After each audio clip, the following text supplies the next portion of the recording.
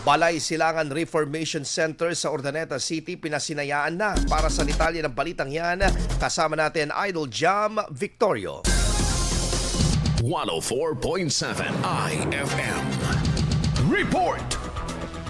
Formal nang binuksan noong Martes, ika-3 ng Marso, ang bagong Balay Silangan Reformation Center sa Pangasinan na matatagpuan sa Barangay Nancayasan, Urdaneta City.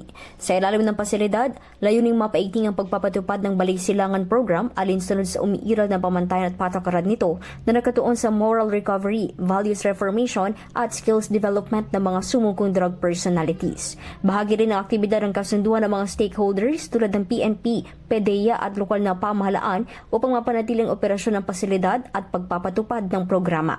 Sa kasalukuyan, nasa higit 50 Balay Silangan Reformation Center na ang aktibo sa buong Pangasinan. Kasama mo mula dito sa IFM Digupare. Ito si Idol Jam Victorio. Tatak, IFM. IFM News. IFM News. IFM News.